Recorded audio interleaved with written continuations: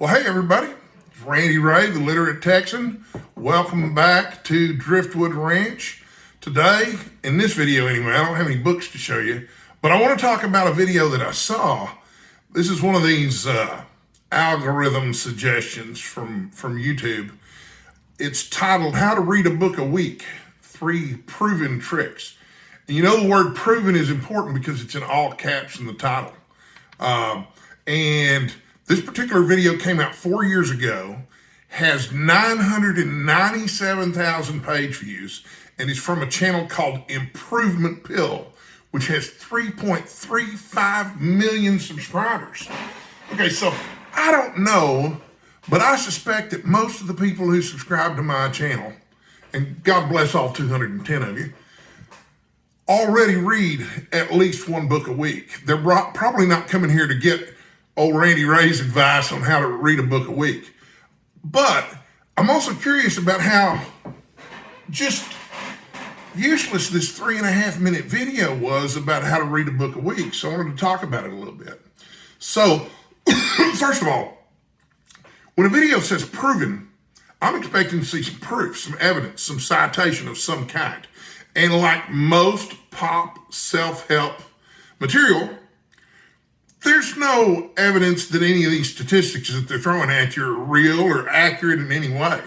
It reminds me of this, there's something called the Harvard study. And the first time I ever heard about it was at a self-help seminar when I was, in my late 20s, early 30s. Didn't really know better then. But this Harvard study was about how 3% of the graduates of Harvard in 1 year had set written goals for their lives and careers. 97% of them didn't. And apparently after 40 years, they checked back with them, or maybe it was 20 years, I don't know.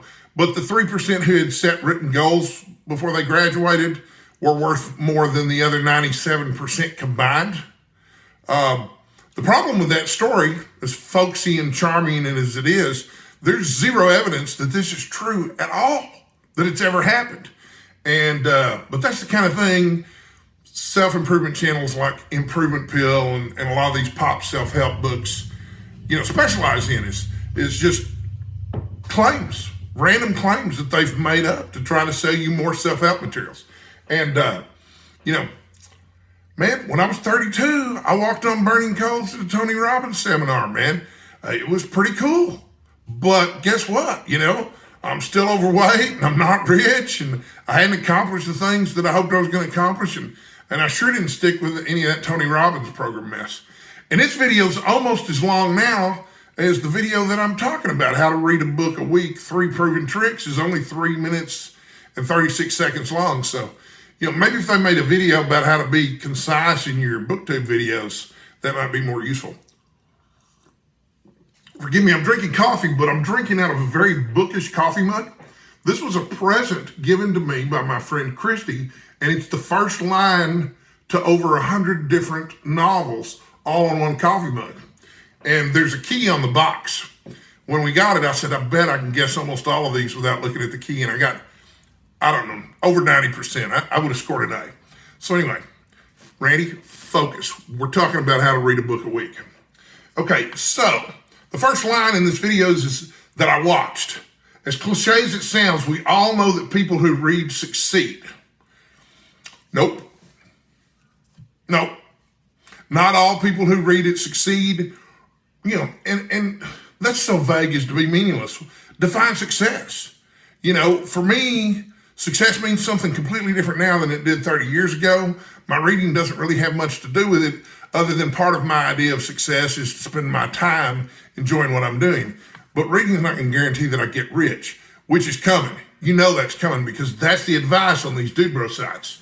And it says, I'm looking at the transcript here. Look at the numbers. 85% of millionaires read at least 2 books per month.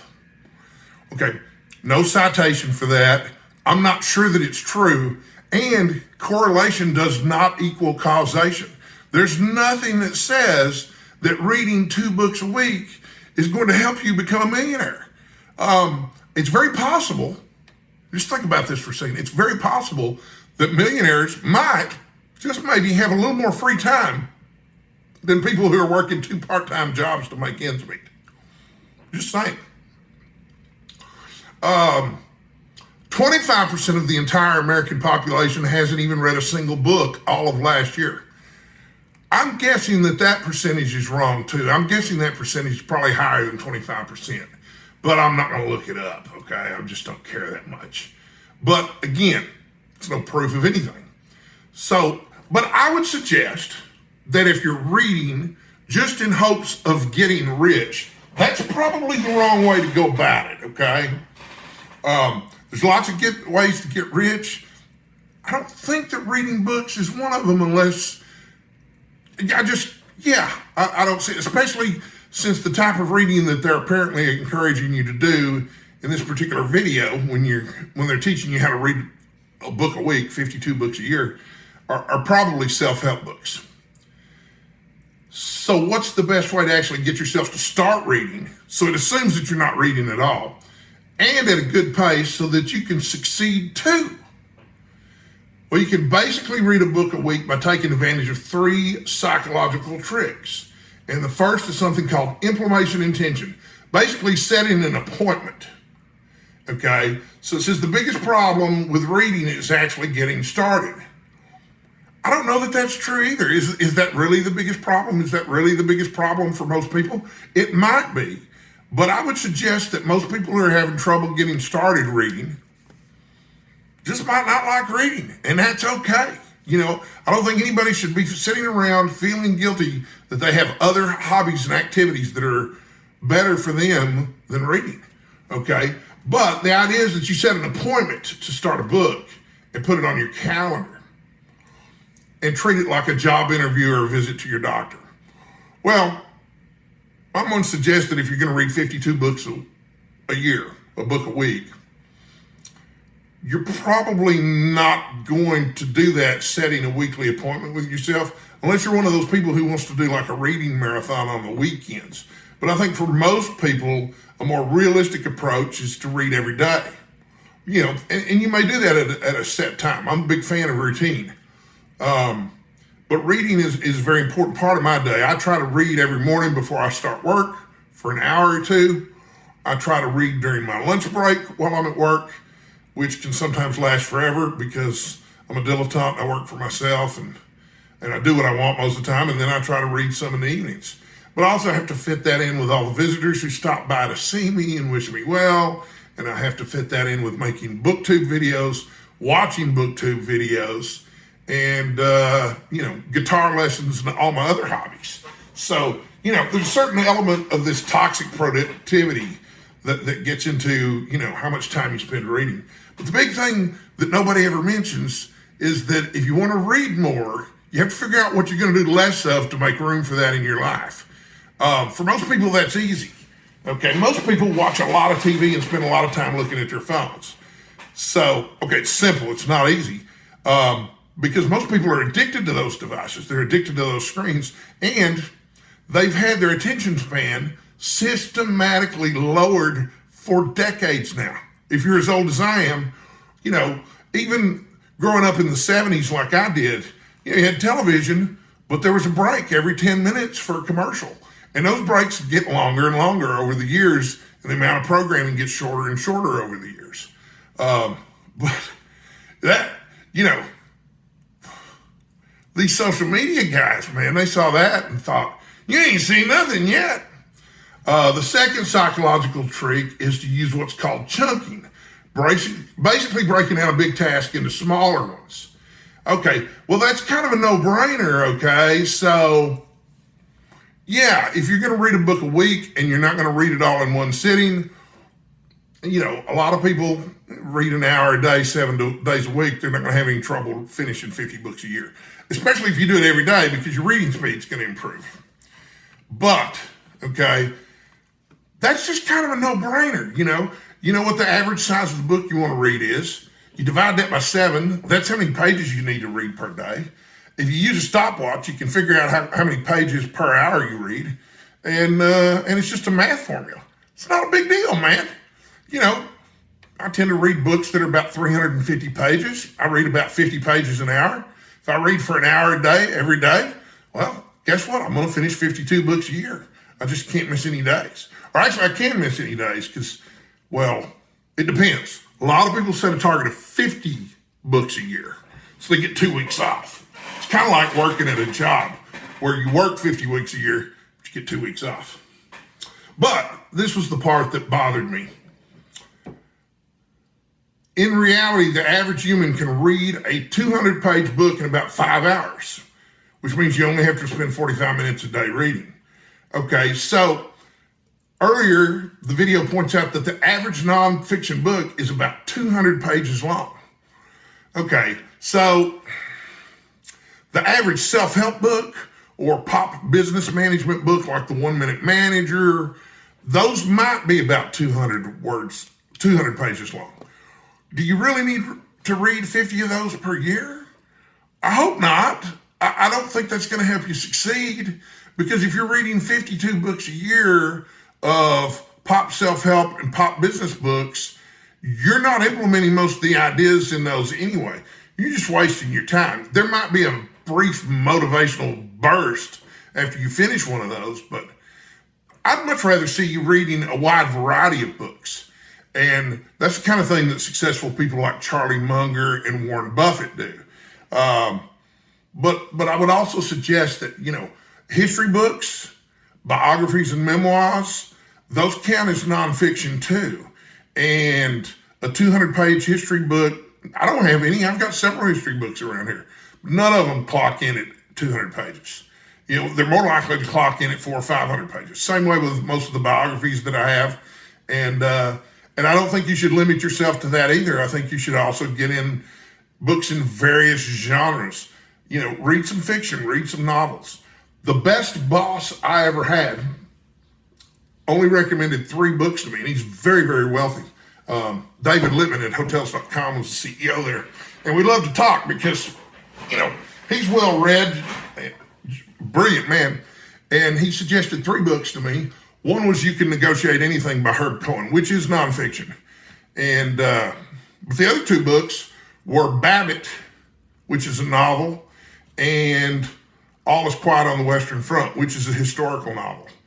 And he explained to me that reading a book is like building an extra room onto the house of your mind. And I don't know if he just made that up or if that's something he heard somewhere, but I've never forgotten it. We had that conversation probably 25 years ago. All right, so their third point was temptation bundling. And the idea is that you give yourself a reward for reading for a certain length of time. Okay, if I read for an hour, I get to watch TV for an hour. And that's supposed to motivate you to read.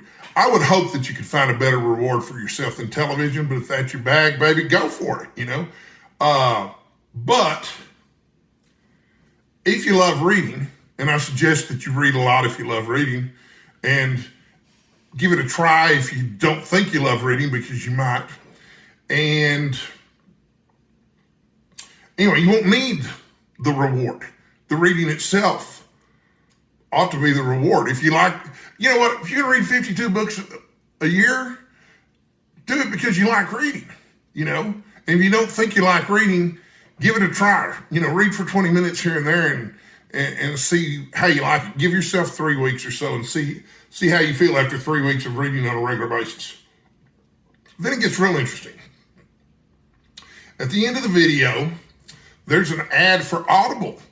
And he explains that listening to audiobooks is just as good as actually reading a print book. This is one of those vague claims that doesn't mean anything. I've got nothing against audiobooks at all. I have a really close friend I met in college in 1989. He's dyslexic, brilliant guy, smart as can be. Cannot read a book on the page though. He's been doing audiobooks since 1989.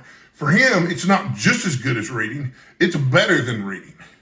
And make no mistake, experiencing an audiobook is being read too. It is not the same experience as reading a book. That doesn't mean it's bad, doesn't mean it's better, doesn't mean it's worse. It's just not exactly the same thing. But you know what? I count the audiobooks I listen to on my Goodreads list for what I've read every year too. But I don't know, man, it's just not hard. You know what I mean? Try to read about 50 pages a day, man, and you're going to read 52 books a year. That's just about all it takes. So, you know, and my video is now 15 minutes long. It was entertaining for me to talk about it. I'm all for setting goals for your reading. I might make some more videos about how to read more and how to read more books.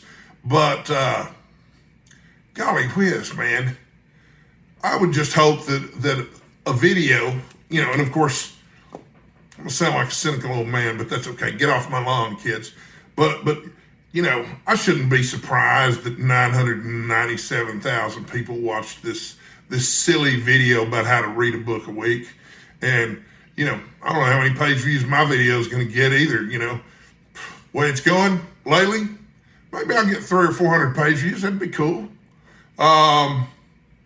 But that's what I think about how to read a book a week all year. And that's also what I think about proven tricks. I'm not a fan of all caps. Anyway, thanks for watching, and I've got more videos coming.